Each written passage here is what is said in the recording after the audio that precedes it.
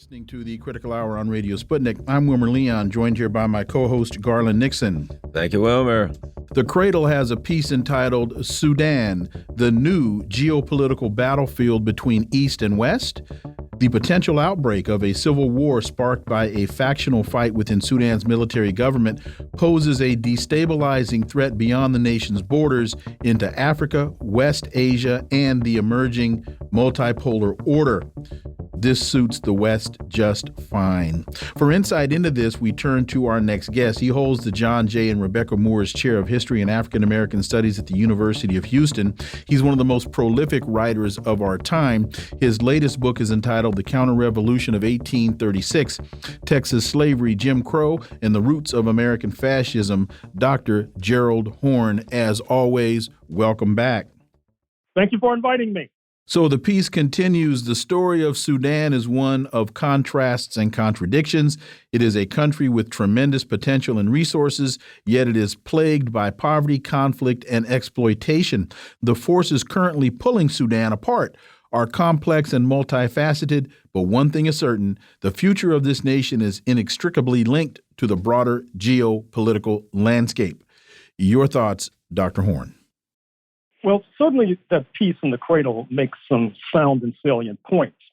As I was reading it, what leaped into my mind is the point that on the one hand, you have China building railway extensions. That is to say, there's already a railway from the Kenyan capital, Nairobi, and to the Indian Ocean port that is Mombasa, but seeking to extend that west, perhaps traversing Sudan, not to mention the fact of the railway between Addis Ababa, the capital of Ethiopia, the second most populous nation on the African continent behind Nigeria, to Djibouti, which is its major port. That is to say that independent, the nation, it's its major port, where, of course, the United States happens to have a base. And at the same time as the Chinese interests, which built that railway, is seeking to extend that one also west, perhaps traversing Sudan. You have the United States of America basically playing the role of a chaos agent. That is to say, it's unable to compete with the Chinese-led alliance, speaking of BRICS, Brazil, Russia, India, China, and South Africa, with dozens of nations beating down the door, trying to gain admission, including erstwhile U.S. allies such as Saudi Arabia, such as Turkey, such as Indonesia. And the United States clearly is unable to compete with the BRICS, with the BRICS Bank, with Chinese development loans and grants, which already are surpassing the Washington-based institutions, speaking of the International Monetary Fund and the World Bank. And so Washington is reduced to playing a 19th century game of gunboat diplomacy and power politics. And of course, it set the stage for the present unrest in Sudan, as your listeners, I'm sure, recall, by seeking to destabilize Sudan, beginning with independence in the mid-1950s, because of the presence of a strong left in Sudan. And now we're reduced to what we now see, which is that South Sudan, which was a secessionist project from the larger Sudan, sponsored by Washington a decade or so ago, is now involved in a mediation effort to try to bring the warring forces in the larger Sudan to some sort of agreement, some sort of truce. And that is an ironic point to arrive at, given the ham-fisted diplomacy of the United States, which has led Sudan to the point of catastrophe. You know, another thing that jumped out at me in reading this article, and I guess it's maybe a minor point, but the point they make that is that the global South is in fact benefiting from the new economic coalitions that are forming and growing, and that the U.S. is reduced to trying to block basically the global South countries from doing A, what they want to do, and B, what economically benefits them through such things as Gregory Meek's Countering Malign Russian Activities in Africa Act. So as the U.S. says, we're going out and we're pushing democracy, they're basically trying to block global South nations from taking actions that's in their best interest. Dr. Horne. And that's part and parcel of a larger phenomenon, which we've addressed on these airwaves, which is the decomposition of French neocolonialism. Recall that Sudan is a pivotal country, not least because it borders 7 countries, which is quite unusual, not only globally, but on the African continent. And amongst its neighbors are Chad to the west, where French neocolonialism is busily seeking to keep the lid on, and, of course, to the south, the Central African Republic, where Washington is concerned that this former French colony and present neo-colony has invited in the Wagner Group of Russia to help to impose and to restore tranquility. And so, given the decomposition of French neocolonialism and the fact that the long-term bargain between Washington and France, that is to say, France could maintain its neo-colonies as long as it could keep the lid on, but if it could not keep the lid on, that would allow Washington to intrude. As Washington intrudes, that creates friction and tension with France, which is then manifested in many of Sudan's neighbors, not to mention helping to instigate a certain kind of instability in these erstwhile neo-colonial pieces of the erstwhile French Empire. And so it's important to stress that one cannot begin to understand the current and contemporary problems of modern Africa without understanding the backstory. The backstory being exploitation, colonialism, neocolonialism, and imperialism. And I think the follow-on to that statement is the Orinoco Tribune piece, The Monroe Doctrine, 200 Years Too Long. In December 2023, the infamous Monroe Doctrine will be 200 years old. For some people, the name refers simply to a long and complex foreign policy document with constitutional status, but it is far more than that. And talking about the backstory, you have to understand Napoleon's defeat at Waterloo, the sale of the U.S. Of Louisiana to the U.S. in 1803, losing Haiti, and the French collapse in the region contributes greatly to understanding that backstory.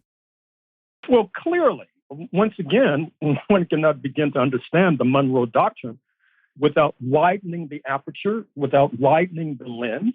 But what's striking about the Monroe Doctrine, which ostensibly suggested that European powers should stay out of the internal affairs of the Americas. And of course, naive U.S. historians have portrayed that as a kind of U.S. anti-colonialism, bless their hearts. But obviously, the adjunct to the Monroe Doctrine was that Europe should stay out because Washington wanted to feast on the Americas. That's one of the reasons why you had U.S. slave traders so busily dragging Africans across the Atlantic to Brazil and Cuba.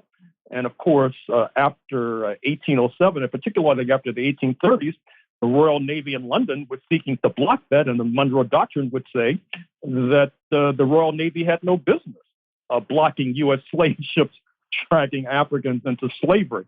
And then the other aspect of the Monroe Doctrine was that Washington, in turn, was supposed to stay out of the internal affairs of Europe. And, of course, that entire hemisphere.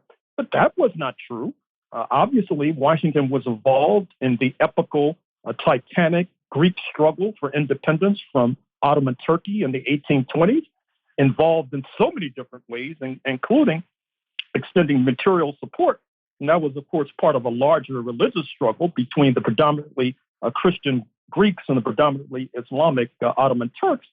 But to boot, you had as noted, U.S. enslavers who were busily plundering Europe's southern neighbor, speaking of Africa, particularly West Africa.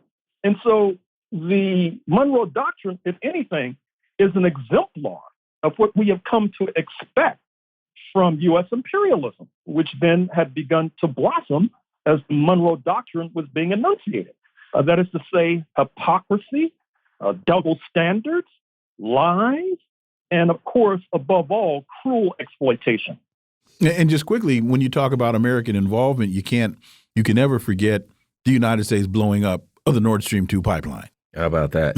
Consortium News writes, Harry Belafonte confronting the triple evils. Both the late singer and his close friend Martin Luther King saw their civil rights advocacy as the cutting edge of a still broader struggle for equality. We lost Harry Belafonte a few days back. Your thoughts, Dr. Horne?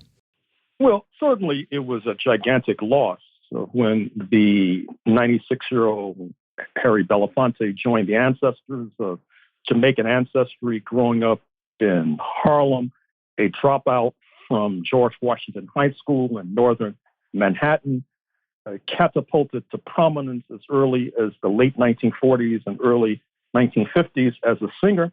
But what I found remarkable about the obituaries of Mr. Belafonte was that, understandably, the writers were keen to point out his close relationship to Dr. Martin Luther King Jr., but somehow they tended to ignore his close relationship to the late, great Paul Robeson. Harry Belafonte said that his whole entire career was an extended homage to Paul Robeson, that is to say, the late singer, actor, Hollywood star, socialist, etc., who paved the way for so many, Harry Belafonte not least. And interestingly enough, when Harry's friendly rival, speaking of the late actor and director and producer Sidney Poitier, joined the ancestors, there was similarly a blotting out of his relationship to the late, great Paul Robeson. And that is why it's difficult to take the kind of mealy-mouthed statements we're hearing on what is proclaimed to be World Press Freedom Day, May 3rd. It's difficult to take it seriously, including the words of Mr. Sulzberger, the publisher of the New York Times, who spoke at the United Nations just the other day, because the maltreatment, mistreatment of Paul Robeson and the failure to tell their readers about how he helped to inspire two of the most significant icons of the late 20th century, early 21st century, is evidentiary of how these people don't take World Press Freedom Day seriously. They see this as just another opportunity for throwing dust in the eyes of their readers. And I'm afraid to say that they've done it once again in failing to inform us adequately and accurately about the late, great Harry Belafonte. And with World Press Freedom Day, how do we celebrate that without bringing up the issue of Julian Assange? Well, is that not just another example of hypocrisy? Speaking of the man with Australian roots, who, of course, wound up incarcerated in London after spending months, if not years, in a holdup in a small room in an embassy in London. He has been persecuted because of his leaks of documents that indict U.S. imperialism, and he obviously wants to avoid being subject to the U.S. courts, who would have malign intentions in mind with regard to how he should be prosecuted and persecuted. And interestingly enough, Mr. Assange collaborated with some of these mealy-mouthed hypocrites of the corporate media, who are now have basically turned their backs on him and are allowing him to twist slowly in the wind. Although, fortunately, he still is receiving maximum support from progressive and radical forces worldwide. Dr. Gerald Horne, as always, thank you so much for your time. Greatly, greatly appreciate that analysis, and we look forward to having you back. Thank you.